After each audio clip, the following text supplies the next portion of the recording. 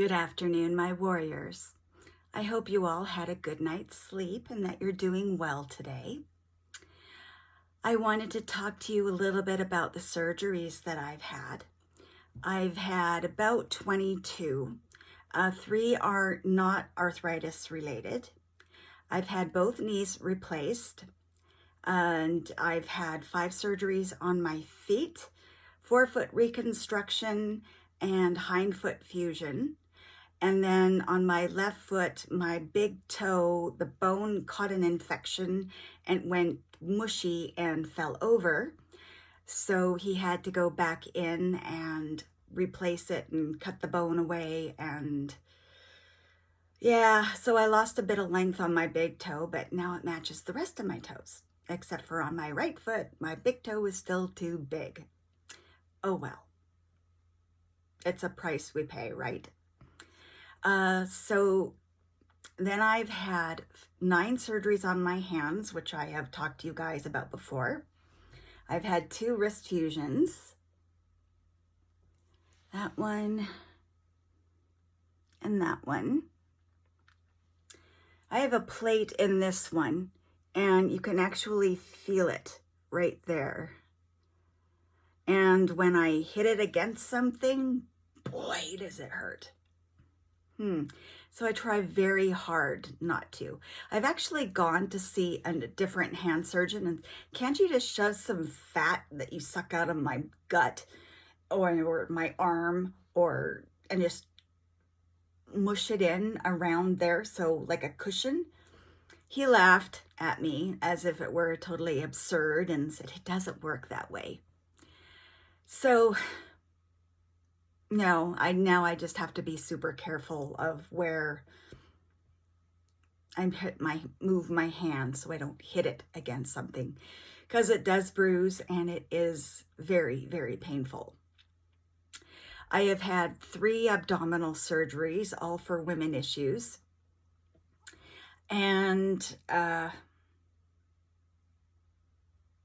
yeah, that's it. I foresee surgery on my neck and my lumbar spine sometime in hopefully the far off future. And let's see what else. Probably my hips, but every time I get x-rays of my hips, they're perfectly fine. They don't feel perfectly fine, but they are. So, and hopefully shoulder or elbow replacements. But I'm almost 60, so hopefully no more surgeries until I die. And then I want to be cremated, and I can just imagine what the funeral people do when they take out my skeleton and see all this hardwood, metal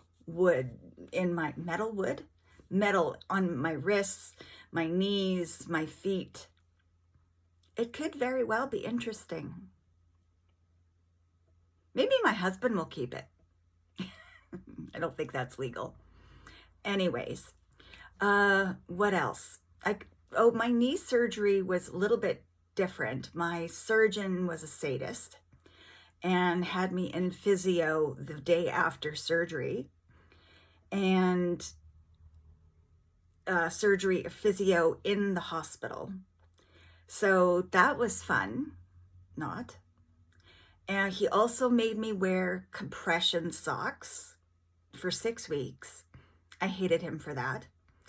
And I also had to wear a knee brace that went from ankle to thigh, and I had to sleep in that, which was horrible. But again, only for 6 weeks. So he just didn't want my leg bent during the night. I don't know why. No other surgeon did it that way. He was the only one. But if I ever need knee surgery again, I will be going back to him. I did end up about 3 weeks after my surgery, I developed sciatica in my left leg. I don't know. I can't remember. It was one of my legs. and I was literally bedridden and couldn't walk. Thank goodness I had a caregiver at that time. And that it lasted for 3 weeks. That was just awful. But I continued on with my exercises at home so that when I did go back, my therapist wouldn't be, or my physiotherapist, wouldn't have been angry with me for losing the bend in my knee, because that was something that they checked every time you went in there, and you went in at least twice a week. So yeah, if you want to come to Canada, specifically Calgary, Alberta, and you want knee surgery, I can recommend him. Anyways, that's the surgeries I've had and hope not to have. I hope your pain level is manageable. I hope your swelling is down and your stiffness is non-existent. You all have a good day, warriors. I love you, and I'm praying for you. Never forget that.